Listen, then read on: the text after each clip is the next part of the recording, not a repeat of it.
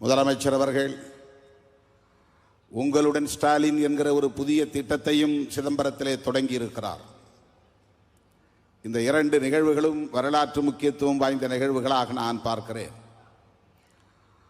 சிதம்பரத்திற்கு அவர் தந்திருக்கிற முக்கியத்துவமாகவும் நான் பார்க்கிறேன். நந்தனாருக்கு மணிமண்டபம், ஐயா இளைய பெருமாளுக்கு நூற்றாண்டு அரங்கம் என்று கல்வி வளர்ச்சி நாளாக இந்த நாள் கொண்டாடப்படுகிற சூழலில் இந்த பெருமையை முதலமைச்சர் அவர்கள் நமக்கெல்லாம் வழங்கியிருக்கிறார். நந்தனாரும் கல்வி வளர்ச்சிக்காக பாடுபட்டவர். இன்றைக்கு இந்த வட்டாரத்திலே கல்வி வளர்ச்சி மேலோங்கி இருக்கிறது என்று சொன்னால் அதற்கு நந்தனாருடைய பங்களிப்பு மகத்தானது. அதைப் போல ஐயா இளைய பெருமாள் அவர்கள் இங்கே என்னுடைய தலைமைச் செயலாளர் அவர்கள் அறிவித்ததைப் போல அகில இந்திய அளவிலே ஒடுக்கப்பட்ட மக்களின் வாழ்வாதாரங்கள் குறித்து ஆய்வு செய்தவர் தந்த அறிக்கை இளைய பெருமாள் கமிட்டி அறிக்கை. அதிலே மிக முக்கியத்துவம் வாய்ந்தது கல்வி வளர்ச்சி குறித்து அவர் தந்த ஆலோசனை. 1931ஆம் ஆண்டு எடுத்த மக்கள் தொகை கணக்கெடுப்பின்படி இந்த ஒடுக்கப்பட்ட மக்களின் கல்வி வளர்ச்சி என்பது 1.5% இருந்தது. வெறும் 1.5%. ஆனால் இன்றைக்கு தமிழ்நாட்டிலே பட்டியல் சமூகத்தை சார்ந்த மக்களின் கல்வி வளர்ச்சி விகிதம் 78% உயர்ந்திருக்கிறது. பொதுவாக கல்வி வளர்ச்சி 80% என்று சொன்னால் தலித் மற்றும் பழங்குடி மக்களின் கல்வி வளர்ச்சி என்பது 78% உயர்ந்திருக்கிறது.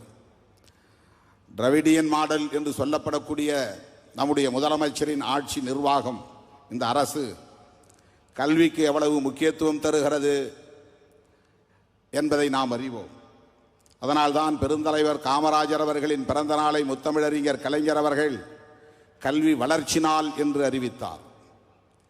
இந்தியாவிலேயே வேறு எந்த மாநிலத்திலும் இல்லாத அளவுக்கு கல்விக்கு முக்கியத்துவம் தருகிற அரசாக திராவிட முன்னேற்ற கழக அரசு கலைஞர் காலத்திலும் இன்றைக்கு நம்முடைய தளபதி காலத்திலும் செயல்பட்டு வருவதை நாம் பார்க்கிறோம்.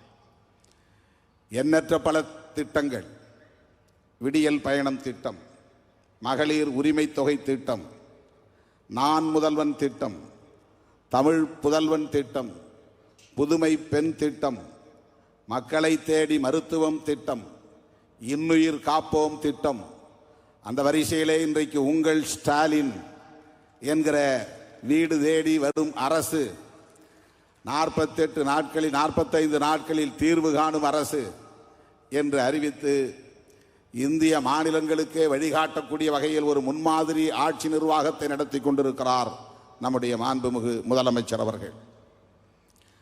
அயலக கல்வி பயிலும் மாணவர்களுக்கு ஓவர்சீஸ் ஸ்காலர்ஷிப் வேறு எந்த மாநிலத்திலும் இல்லாத அளவுக்கு மாநில அரசு முன்வந்து நூற்றுக்கணக்கான மாணவர்கள் பயன்பெறக்கூடிய வகையிலே அந்த திட்டத்தை இன்றைக்கு வெற்றிகரமாக நடத்தி கொண்டிருக்கிறார். அந்த மாணவர்கள், விண்ணப்பித்த மாணவர்கள் அனைவரும் பயன்பெறக்கூடிய வகையிலே மேலும் கூடுதலாக நிதியை ஒதுக்கீடு செய்ய வேண்டும் என்று மாண்புமிகு முதல்வர் அவர்களை நான் வேண்டுகோள் விடுக்க கடமைப்பட்டிருக்கிறேன். கல்விக்கு முக்கியத்துவம் தருகிற முதலமைச்சர் என்கிற முறையிலே அந்த வேண்டுகோளையும் நான் இணைத்து இங்கே முன்வைக்க கடமைப்பட்டிருக்கிறேன். ஏன் நம்முடைய தளபதியோடு நாங்கள் கைகோர்த்து நிற்கிறோம், களத்தில் நிற்கிறோம் என்பதற்கு இதுதான் முதன்மை காரணம். மக்கள் நலன்களில் அக்கறை செலுத்துகிற அரசாக, மக்களை வீடு தேடி சந்திக்கிற ஒரு அரசாக, அவர்களின் குறைகளை கேட்டு 45 நாட்களில் தீர்வு காண்போம் என்று உறுதியளிக்கிற ஒரு அரசாக, தேர்தல் காலத்தில் அளித்த வாக்குறுதிகளில் 90 விழுக்காட்டுக்கு மேல் நிறைவேற்றி காட்டியிருக்கிற ஒரு அரசாக திராவிட முன்னேற்ற கழக அரசு விளங்குகிறது. அதிலும் நம்முடைய முதலமைச்சர் மிகச்சிறந்த ஆட்சி நிர்வாகத்தை நடத்தி கொண்டிருக்கிறார். கலைஞர் என்றால் பிச்சைக்காரர் மறுவாழ்வு திட்டம் நினைவுக்கு வரும், கண்ணொளி திட்டம் நினைவுக்கு வரும், குடிசை மாற்று வாரியம் இந்தியாவிலேயே முதலாக உருவாக்கப்பெற்ற திட்டம் அது நினைவுக்கு வரும், சமத்துவபுரம் திட்டம் இந்தியாவில் எந்த முதலமைச்சரும் எண்ணி பார்க்காத, கற்பனை கூட செய்து பார்க்காத ஒரு திட்டம் அது நினைவுக்கு வரும். இப்படி அடுக்கிக் கொண்டே போகலாம். விளிம்பு நிலை மக்களை மேம்படுத்துவதற்காக முத்தமிழறிஞர் கலைஞர் அவர்கள் எத்தகைய திட்டங்களை எல்லாம் அறிமுகப்படுத்தி வெற்றிகரமாக நடைமுறைப்படுத்தினாரோ, அவருடைய வழித்தோன்றல் கருத்தியல் வாரிசு அண்ணன் தளபதி அவர்கள் இன்றைக்கு புதிய புதிய பல திட்டங்களை அறிவித்து நடைமுறைப்படுத்தி வருகிறார். தாய் 8 அடி பாய்ந்தால் குட்டி 16 அடி பாயும் என்பார்கள். யாரோ ஒருவர் சொன்னார், கலைஞரை விட இவர் மிகவும் ஆபத்தானவர் என்று நம்முடைய கொள்கை பகைவர்கள் சொன்னார்கள். ஆம், கலைஞரை விட என்று சொல்லக்கூடிய வகையிலே இன்றைக்கு தோழமை கட்சிகளை எல்லாம் வெற்றிகரமாக ஒருங்கிணைத்து வழிநடத்தி வருகிறார். கலைஞரை விட என்று சொன்னால் அவரை குறைத்து மதிப்பிடுவதல்ல, அவரால் உருவாக்க பெற்ற தளபதி அவர்கள் எவ்வளவு பெரிய வலிமை மிக்கவராக இருக்கிறார், ஆற்றல் மிக்கவராக இருக்கிறார், அவருடைய வழித்தோன்றலாக இருக்கிறார், ஆட்சி நிர்வாகத்திலும் கெட்டிக்காரராக இருக்கிறார் என்பதற்கு இவையெல்லாம் சான்றுகள். இப்படி பல திட்டங்களை நடைமுறைப்படுத்தி இன்றைக்கு முன்மாதிரி ஆட்சி நிர்வாகத்தை நடத்தி கொண்டிருக்கிற முதலமைச்சருக்கு என்றென்றைக்கும் நாம் உற்ற துணையாக இருப்போம். மீண்டும் திராவிட முன்னேற்றக் கழக அரசே தமிழகத்தில் அமையும், திராவிட மாடல் அரசு அமையும். இன்னும் என்னென்ன புதிய புதிய திட்டங்களை அவர் மனதில் வைத்திருக்கிறாரோ என்று நமக்கு தெரியாது.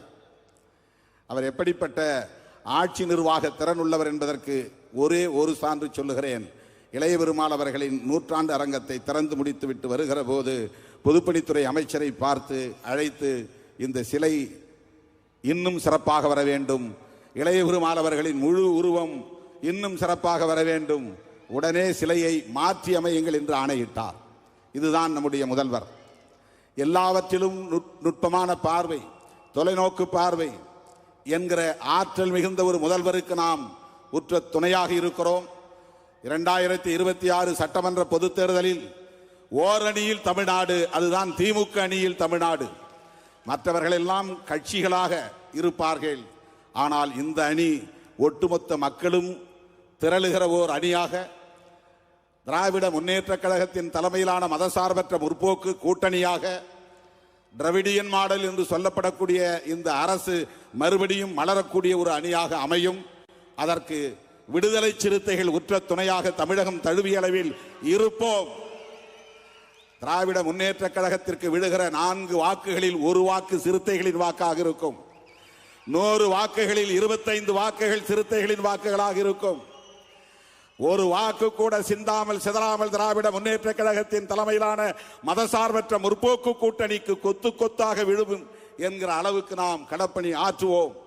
2026 திராவிட மாடல் அரசு மீண்டும் மலர்வதற்கு அனைத்து தமிழர்களும் ஓரணியில் திரளுவோம் என்பதை சொல்லி, ஐயா இளைய பெருமாள் புகழை போற்றக்கூடிய வகையில் இந்த 100ஆண்டு அரங்கத்தை எழுப்பியிருக்கிற மாண்புமிகு முதலமைச்சர் அவர்களுக்கு மீண்டும் ஒரு முறை என்னுடைய நெஞ்சார்ந்த நன்றியை தெரிவித்து நிறைவு செய்கிறேன். நன்றி, வணக்கம்.